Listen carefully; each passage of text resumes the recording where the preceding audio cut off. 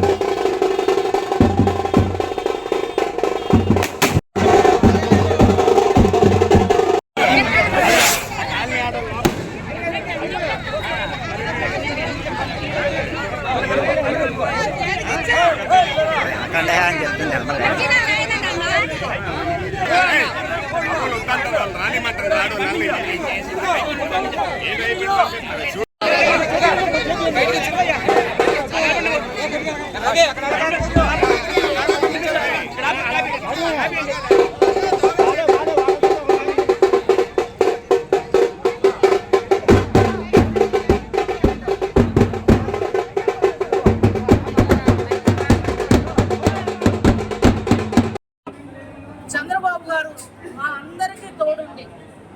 అలాగే లోకేష్ బాబు గారు పార్టీని ఇంకా భవిష్యత్తు రోజుల్లో ముందుకు తీసుకెళ్లి ఈ రాష్ట్ర ప్రజలని, పేద బడుగు బలహీన వర్గాలని ఇంకా అనేక సంక్షేమాలతో ముందుకు అడుగులు వేస్తూ కలిసికట్టుగా పనిచేస్తామని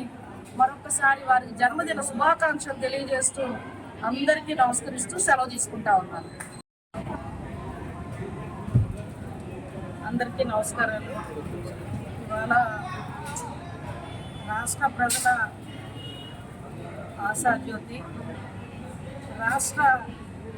దశ దిశ రాజధాని పోలవరం,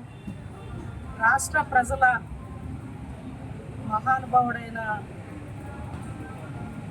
గౌరవ రాష్ట్ర ముఖ్యమంత్రి వర్యులు నారా చంద్రబాబు నాయుడు గారి 75వ జన్మదిన వేడుకల్లో భాగంగా 75 వసంతాలు పూర్తి చేసుకుని 76వ సంవత్సరంలోకి అడుగు పెడుతున్న ఈ తరుణంలో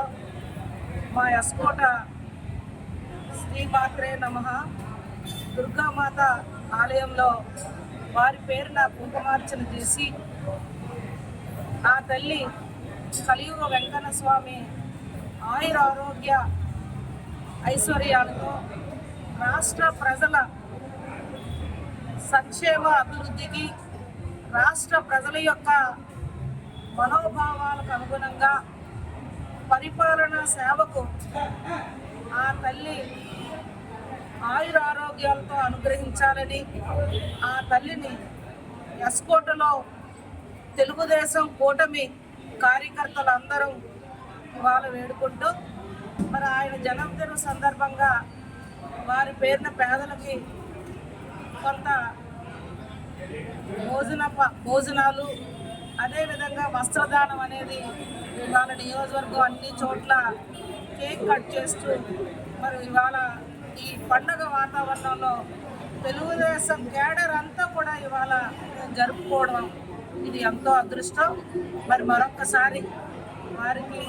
ఆ కలియుగ వెంకన్న స్వామి ఆరోగ్యాన్ని, ఆయుష్ని ఇచ్చి రాష్ట్ర ప్రజలను కాపాడమని ఎన్నో ఒడిదొడుకుల్లో పార్టీ ఆవిర్భావం నాటి నుండి మరి గౌరవ స్వర్గీయ నందమూరి తారక రామారావు గారి అల్లుడుగా పార్టీని ఒక పక్క కాపాడుకుంటూ 4వ పర్యాయం ఇరు రాష్ట్రాల్లో ముఖ్యమంత్రి వర్యులుగా వారి చేసిన సేవలు ప్రజలకు అమోఘం. వారు ఇంకా శక్తినిచ్చి ఏదైతే మరి గత సంవత్సరంలో జరిగిన ఎన్నికల్లో కూటమి చంద్రబాబు గారిపై నమ్మకంతో ఈ రాష్ట్ర ప్రజలు 164 సీట్లు ఇవ్వడం జరిగిందో